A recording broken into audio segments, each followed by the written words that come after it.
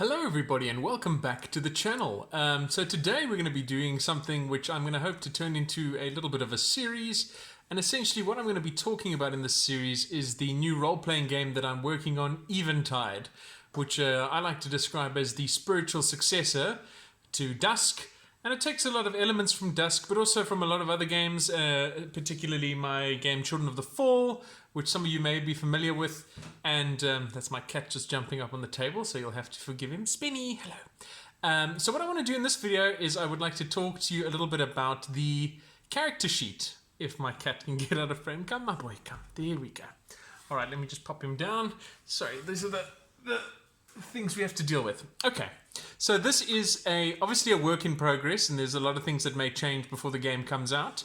But I just wanted to share with you a little bit of what the design was looking like, so you can get some ideas. So the character sheet is divided into a few different sections, and we'll just go through them section by section and talk a little bit about what they do.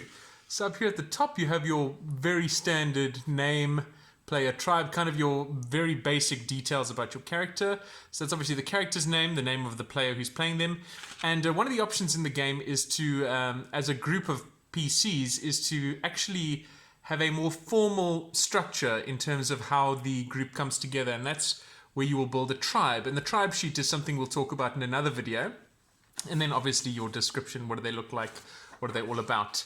As we go down, further down the character sheet, you'll see down the left-hand side here, we have essentially 5 primary, we call them stats in the game, and they are body, mind, combat, survival, and persona.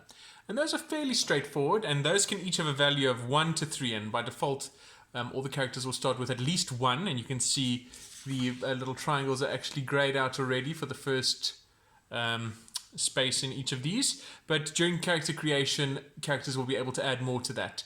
So that is the first sort of key mechanical thing we're going to look at. So you have your 5 primary stats, and each of those stats has got 3 associated skills. So under body, we have grapple, maneuvering, swimming.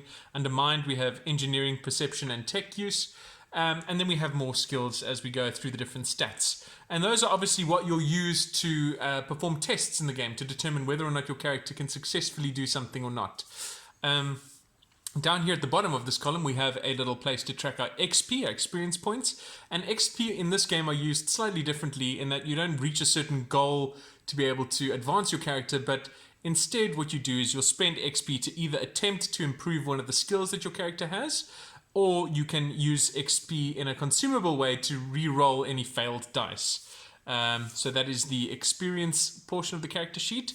Before we get up to the health clock, let's just look down here. This is all essentially inventory stuff. You have your weapons up here. So the weapons have got a name, a range, and a damage value, and that's fairly straightforward. You've got your inventory over here, including a space to track shards, which is the in-game currency.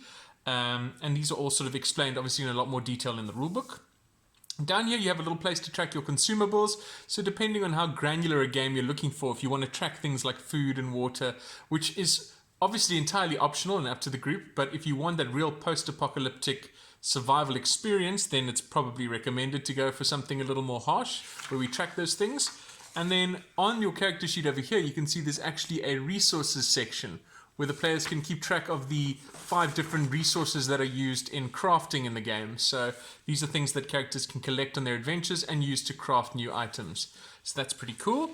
And up here, the final little element is something that'll probably be familiar to people who've played Something Wicked, one of my previous games, is the health clock. So we have a space over here to track your armor.